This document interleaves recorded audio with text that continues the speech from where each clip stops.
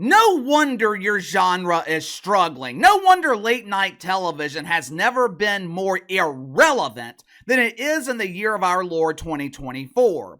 How many times have I said it? How many times have I said, biggest problem in late night television? The host. The media, they are constantly blaming random things for the decline of late night. It's that damn cord cutting. Yeah, well, most late night shows are on broadcast television. All you gotta do to pick up the signal is let go of the big stiffy, throw some aluminum foil around it, and you've got the broadcast networks for free. It's YouTube, it's social media. People are watching clips instead of full episodes. Well, who uploads those clips to social media? Because every time I download one of the clips to share it with you guys, I am pulling them straight from their own social media accounts. The clips are intended to give you a taste, a little glimpse of the show. The clips are intended to encourage you to watch the full episode. Now, of course, people get a glimpse of these insufferable hosts and they never watch it again. The media, the networks, they can come up with any excuse that they want, but for the past 8, maybe 10 years, the number one problem in late night television, the reason for their decline once Leno and Letterman retired, it is the host.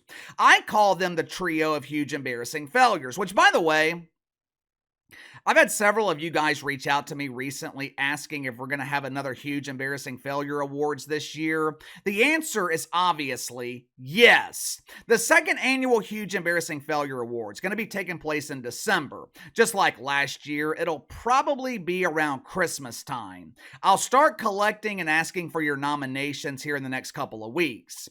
But the trio of huge embarrassing failures in late night, they have decimated a once profitable industry. Advertising revenue in late night's down 60%. If you combine the ad revenue generated from the two Jims and Steph Colbert, it would equal the revenue that Jay Leno was generating by himself when he hosted The Tonight Show. It is an unmitigated disaster. This business has become so unprofitable, CBS canceled James Corden last year.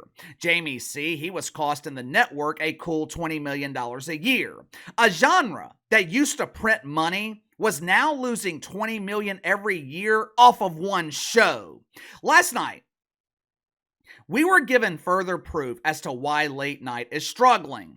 There was absolutely nothing comedic in the monologues that was given by the trio of huge embarrassing failures.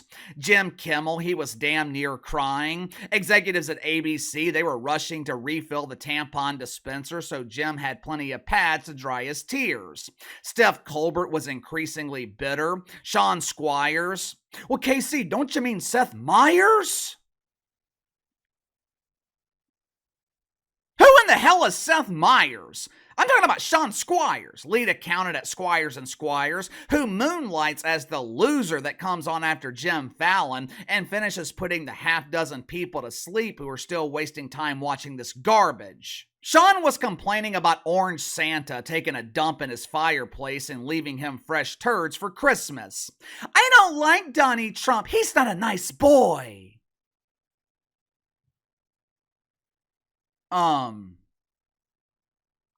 Yeah, well, I asked 100 people if they liked Sean Squires. 100 out of 100 said, I've never heard of him. Last night, the host of these late night dumps, they had a complete meltdown. Grown men crying, grown men overly emotional, grown men acting like women over the results of a fucking election.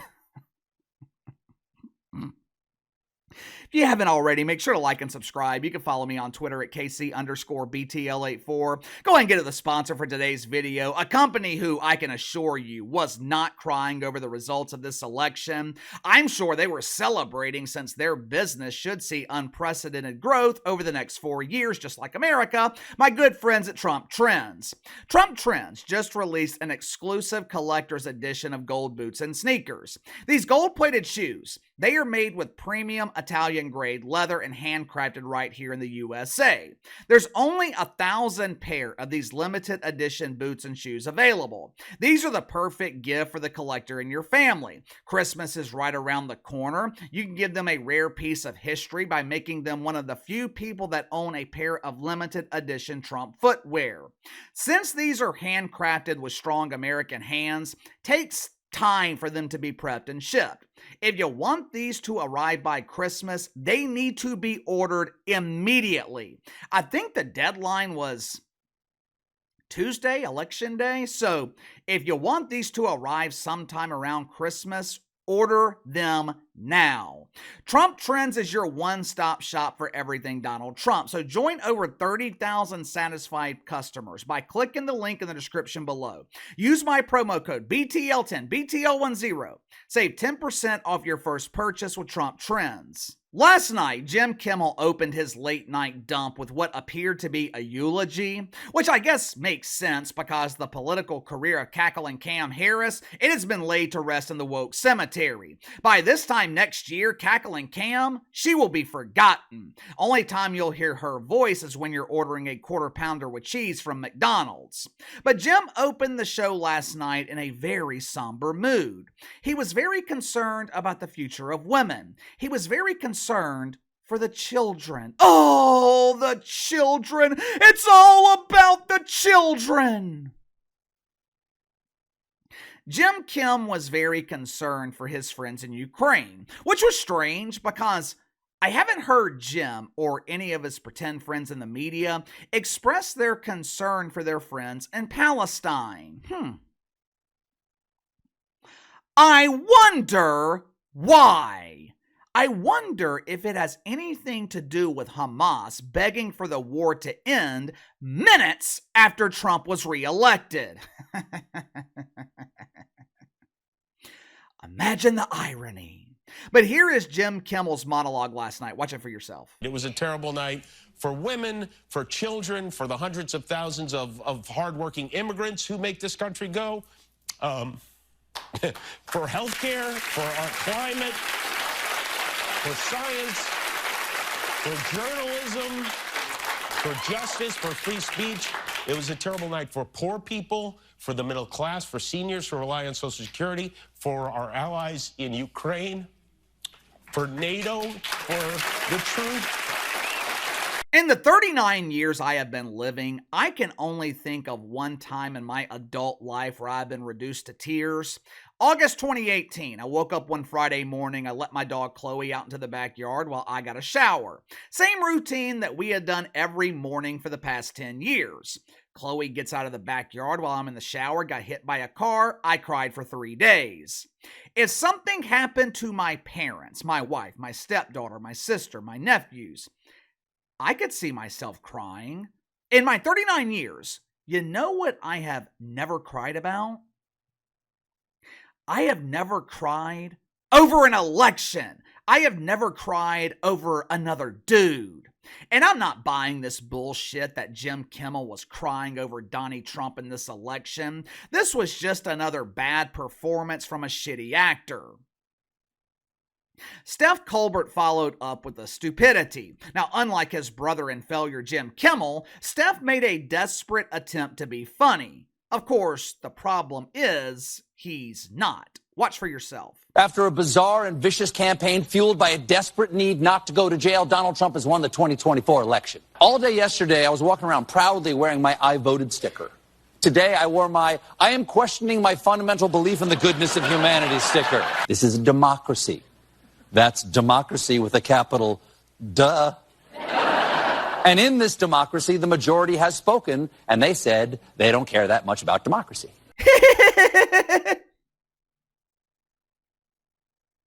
Our media is so stupid. How many times are these dumbasses going to incorrectly call our system a democracy? Brazil is a democracy. We are a republic.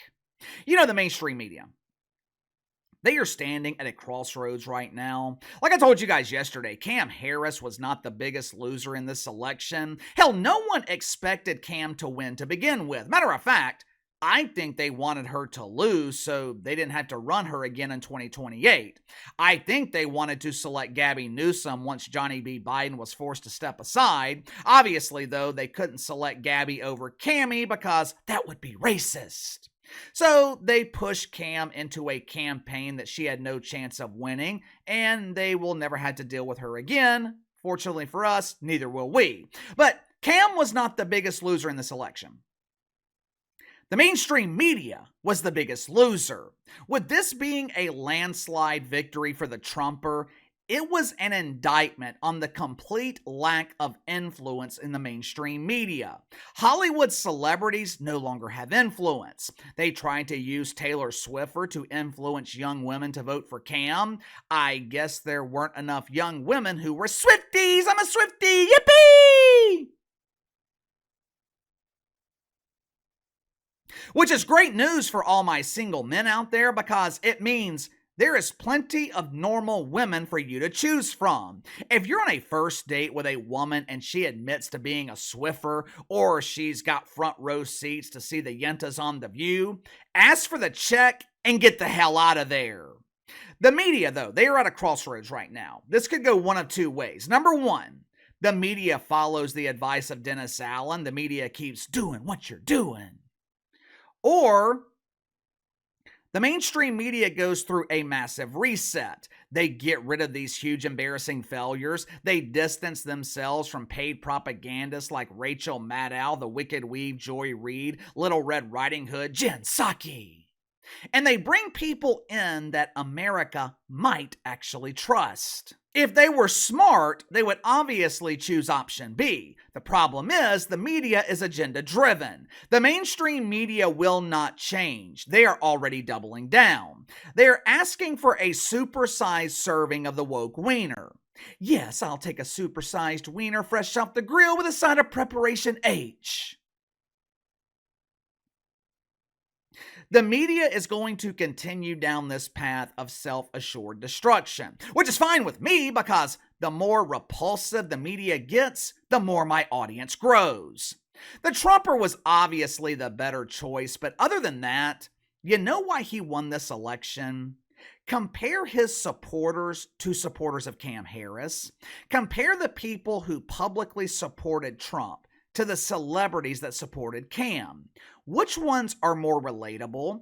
Which supporters have more in common with normal people? Who would you rather hang out with? Who would you rather be associated with? Joe Rogan or Jim Kimmel? Elon Musk? Steph Colbert? Tulsi Gabbard? Taylor Swiffer? Give me your thoughts on this. Trio of huge embarrassing failures in late night television once again prove why the genre is dying. Jim Kimmel is pretending to cry, or he might have actually been crying. If that's the case, I don't know which one is worse. Steph Colbert delivers another painfully boring monologue. Should the networks put this genre out of its misery, or do you think relatable host would be able to revive it? You tell me. Sound off in the comments below. Like, subscribe, share the video. Appreciate your support. Best way to contact me is by email at btlkc84@gmail.com. See you guys tomorrow.